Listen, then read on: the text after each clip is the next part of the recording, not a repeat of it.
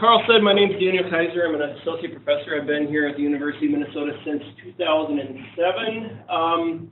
What I do, I don't teach formally on campus. Majority of my position is in extension outreach, which in 2015, we're at about 1,300 students at 28 events, which is a little bit down from what I usually do. I spend a lot of time on the road, anywhere from the southeast corner to the northwest corner of Minnesota.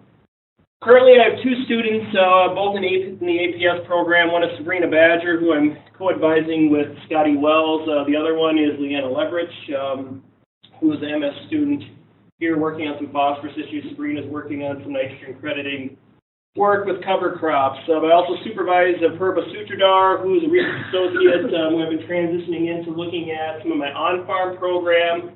Thor Selly, Darby Martin, Nick Steverson, and Eric Jarris, who are all part of the field crew here at the University of Minnesota. What does the 35% research component I have right now mean to me? Right now we're at about 64 locations across the state. Corn, soybean, spring wheat, sugar beets, I do a lot of work across the state, and I kind of wonder always why I'm doing that much work, but a lot of that is mainly due to my extension component. I'll talk a little bit about that as I move forward.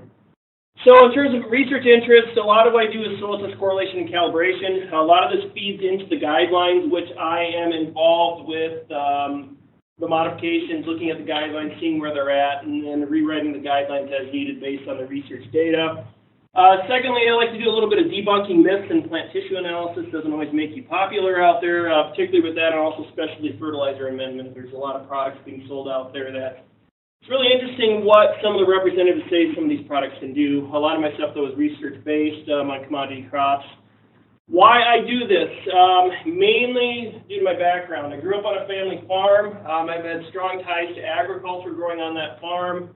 Part of me would have been happy going back and farming, but what I got involved with in extension and research, I found that I liked that better. I like going out, talking to growers. I like developing research that's going to be utilized in more acres across the state of Minnesota than the 450 acres that I would have been farming had I gone back to farm there.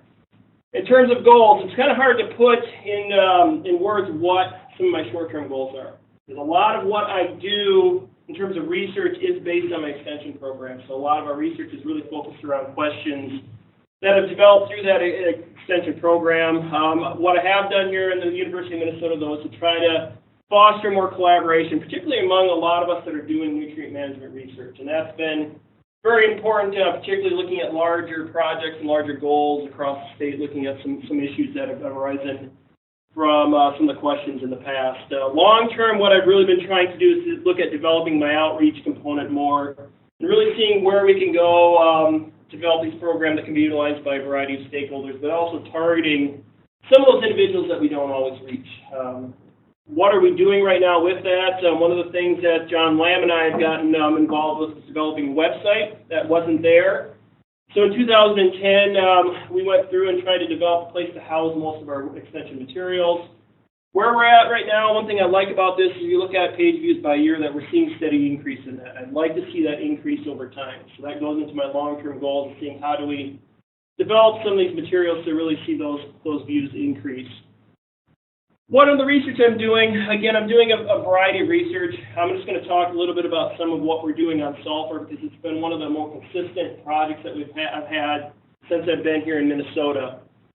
The early work we did, we're looking at strip trials, trying to quantify sulfur response within fields. One of the key findings we had off some of these projects is looking at that there was tied to organic matter, which isn't surprising.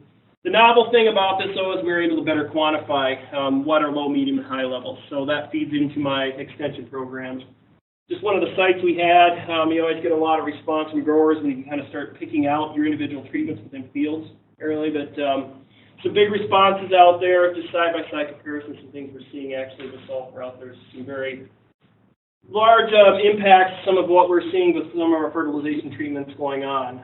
Where some of our current research questions, a number of things in there. In the end, what do I do with them?